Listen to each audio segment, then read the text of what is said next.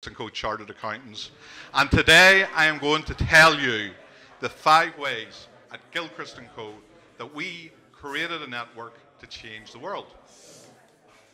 I don't know if you remember back 40 years. Many of you probably aren't old enough to remember back 40 years. But in summer times 40 years ago, it never rained. Summer times 40 years ago, and I remember them well, were hot, they were sunny, they were splendid, they were marvelous. 40 years ago in the summertime, I was 10. And I had friends when I was 10. I had friends that we went and had adventures with. We built go-karts. This was before mobile phones. This was before the internet. This was before online games.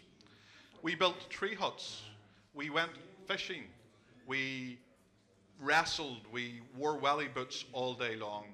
But what we did as friends and 10-year-olds was we went out all day and we occupied ourselves and worked together as a team.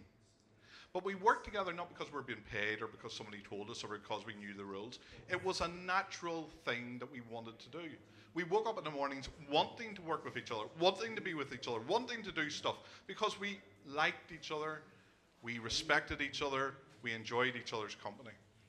So when I think about the 5 things that we do at Gilchrist Co that change the world, what I'm thinking about is how do we bring together people so that they can make the world better in a way that they feel like when I was a 10-year-old child. How do you bring that passion? How do you bring that enthusiasm? How do you bring to the table a situation where people want to be there, not because they have to be there, not because they're being paid to be there, but because they genuinely want to be there? I want to change the world. I want to change the world, but I know I can't do it by myself. Or if I can, I'm not going to be as effective by myself. So I need a community. I need a network. I need friends. I need you.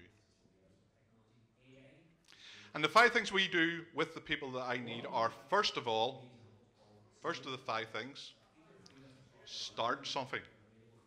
Start a group, a club, an open coffee, a pop-up co-working day, a Belfast Bar Camp 2024. Doesn't matter what you start, but be brave. Be brave enough to stick your neck out and to ask other people to join you in that activity, whatever it may be. It may not work. It may be a complete train wreck. But have the courage to try. Because if you try, you'll bring people together. One of the things we tried about 10 or 15 years ago was the Social Media Association for Business. I didn't know anything about social media apart from the fact that I used it. We used Facebook. And I went onto my Facebook account, and at the time I had about, 1,500 friends on there, and I put on a post and I said, I would like to meet other businesses that use social media. How about we meet in the University of Ulster on Tuesday, hit send, got up the next day, and 70 people had replied. 70 people. I hadn't even booked the University of Ulster. Just by happenstance, there was a lady called Fiona who worked in the marketing department, and they were launching a new course, a postgraduate diploma in social media, blah, blah, blah, whatever it was. And when I rang the university to say, I've invited 70 people down, and I haven't booked a room, they just happened to put me through to the marketing department while she was there, and happenstance and good luck meant that she had the resources to provide me with the boardroom at the University of Ulster for the very first event of the Social Media Association for Business. And because I had that fantastic resource, I was able to bring down other people from Concentrics and from other marketing agencies effectively, and we knocked it out of the park. It was, after this, one of the best evenings I have had out networking. That led on to a steering committee being formed. It led on to 15 events being held at different locations across Northern Ireland, but mainly in Northern Ireland, in the University of Ulster. We had the full use of the Connor Lecture Hall once a month, every month, for free. We had sponsors lining up to support us. Speakers from Facebook, from Tourism Ireland, from the university. Why? Why would they do that? What were we offering that other people weren't offering at the time? It was that we had put our necks out. We had stood up and said we're going to start something. And you're going, okay, Martin, you started something, aren't you? Some pup. You'll be some pup when your tail grows, as they say. What do you get out of it? Well, I never stood on the stage. I was frightened to stand on the stage. I never give out a business card.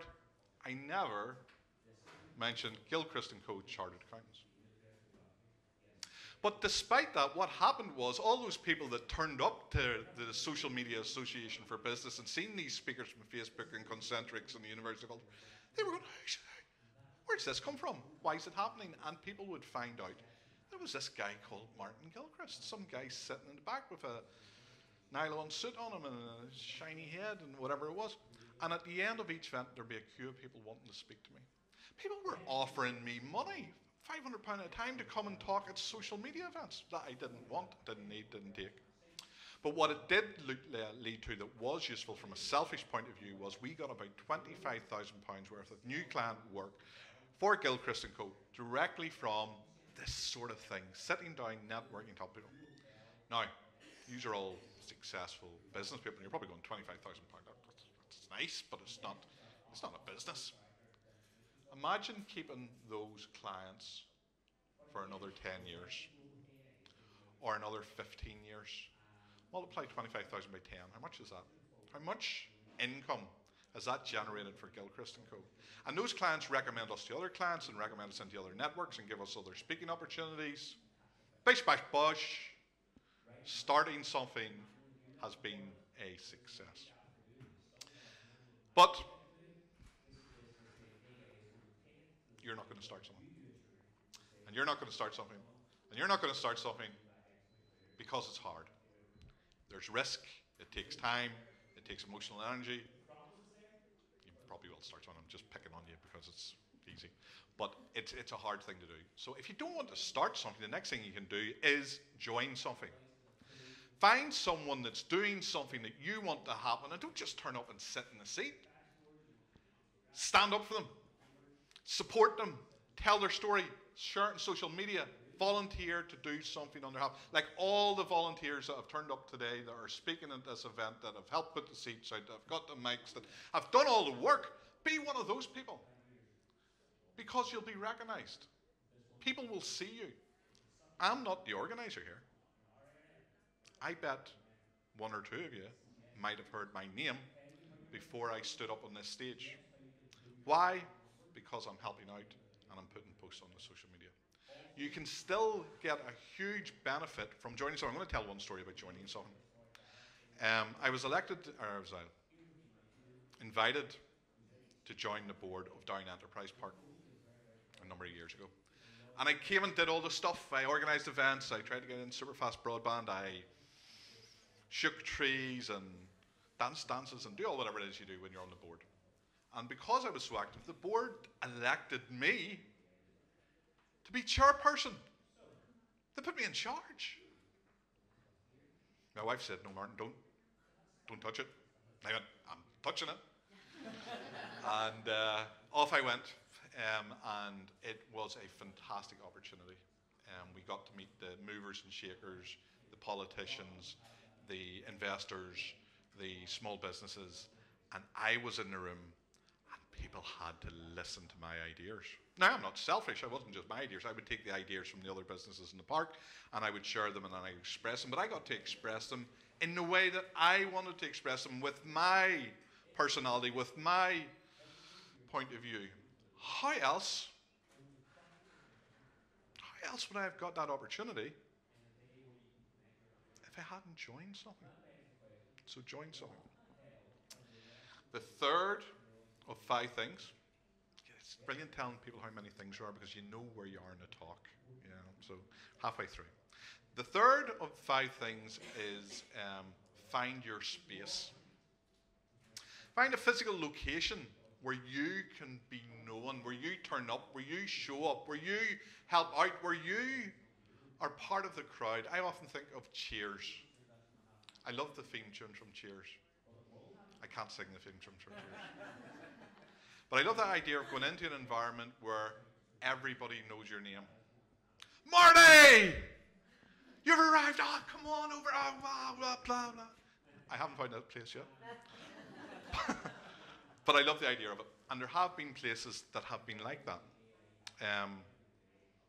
Many years ago, there was a place called Core where I actually met Marty Neal. Obviously, that worked because I'm doing this with Marty Neal today. There's a connection that worked. Many years ago, there was a place called Farset Labs, which still exists. And before it even exists, Dr. Andrew Bolster, when he was still a student, came to me and said, I'm starting this thing. I'm trying to pull together a team. Will you come and help me out? I lived in Farset Labs for about the first 2 years at Gilchrist Co. I made connections. I built a network. We did events. We had a great time. Gilchrist Co.'s 5th anniversary party was there. We had wine and song. There was ladies, but not in the way with wine, and song.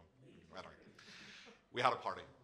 So Farset Labs was a place where I was known, where people could refer me, where I could do the stuff that I needed to do. So find your space.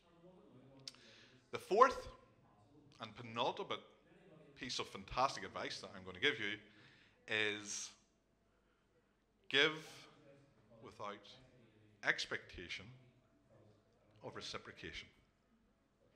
Give without expecting anything back.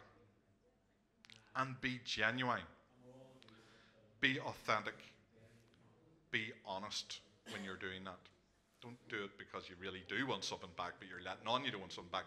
Because we all have that radar, sales radar. We know when somebody's selling us something, when they're not being authentic, when they're trying to take advantage of us. Don't do that.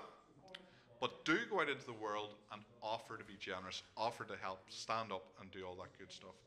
Because it will come back. And I guarantee you, and I'll sign the guarantee if you want me to, that it will come back tenfold. And I see people in the room today that are those type of people. That are those type of people that take time and make the energy and stand up and do stuff without any expectation of reciprocation. And I admire those people and I respect those people and I appreciate those people. And when they ask me to help, I will be at the front of the queue and standing up to do that, because that's how that works. That's how business works. That's how relationship works. That's how networks and communities are built. Give without expectation of reciprocation. The final thing that I would suggest to build a network that will change the world is have a party. Have a party. Now, when I say have a party, I don't mean the party that you have with your friends where you're drinking and smoking and dancing and having fun. What I mean by have a party is, what I really mean is bring together people. But not just any people. Bring together special people. Special people. What do I mean by special people? We all know the special people in our lives. The people that when you see them walking down the street, you'll cross the road to talk to them because you love talking to them. The people, if they walked in here today, your heart would rise because you're like, Sean and JP are here today. Marty Neal is here today. Ruth is here today. People that you're just delighted. Susan's here today.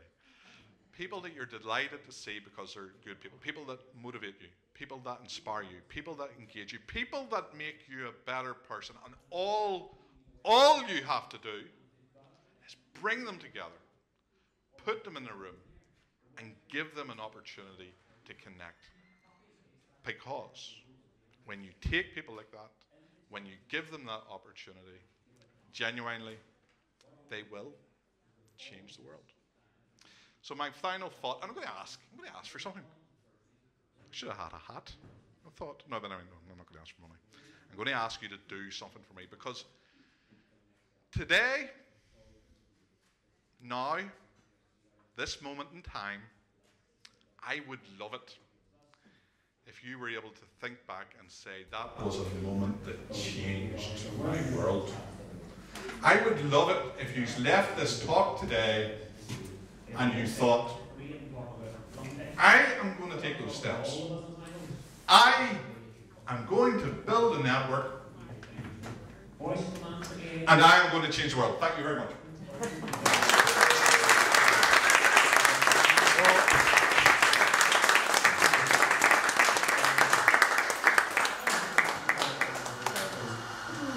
Yes, a question from Ruth. Hey, happy birthday. You talked earlier about train wreck events. Tell us one of those stories. Oh, my goodness, that's a very good question. Learning from it? Right, okay. The honest answer to that question is I have never had a proper train wreck event. And I've never seen a proper train wreck event. Oh, actually, there is one. No. I'm going to tell the story. It's a little bit unfair, so I'm not going to mention names or places or anything like that because this was a proper train wreck. So I was sitting in the audience of a venue in Belfast, and there was like 200 of the great and good sitting in the audience, and there was a guy sitting right at the front, and he was sitting like this, and he was all tense. He's a big guy, and he just looked out of place with this audience. And on the panel there were bankers and people in positions of power and influence.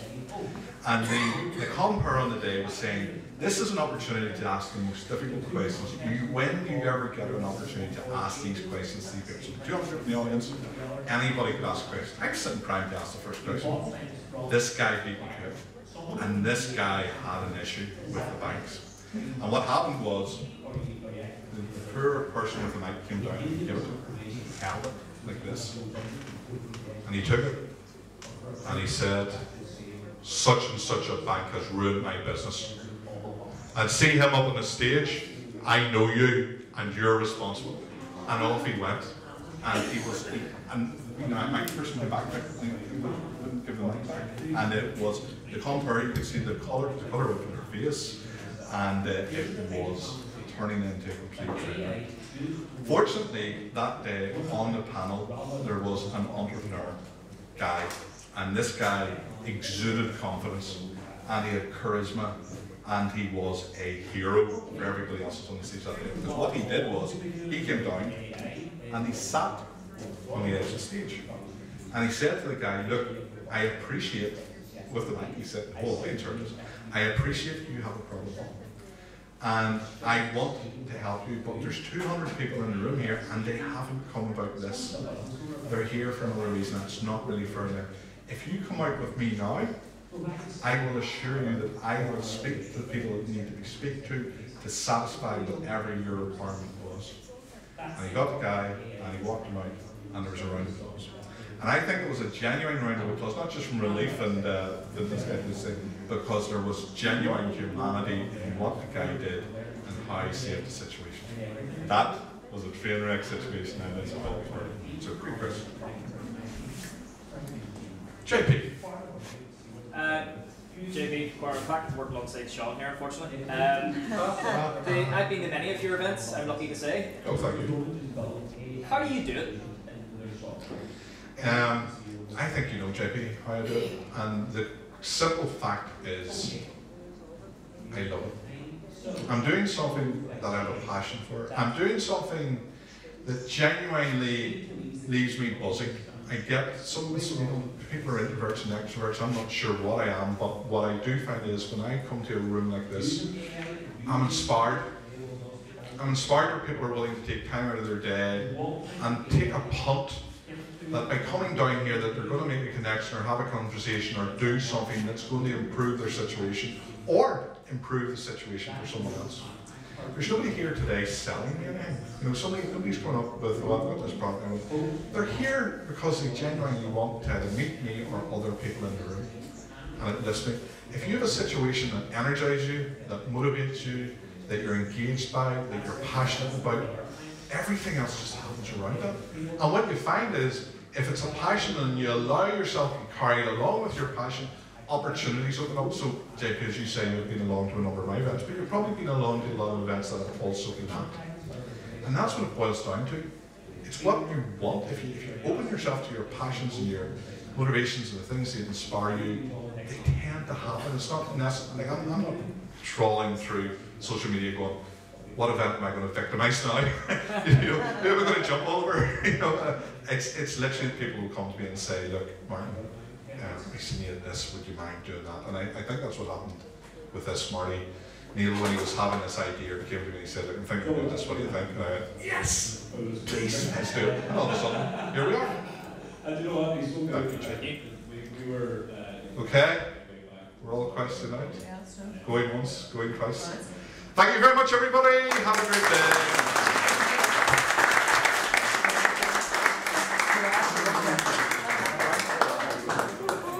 Martin, I think there was another question there just from someone. I mean, that's sticking on.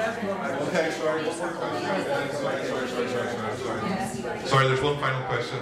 Very simple question.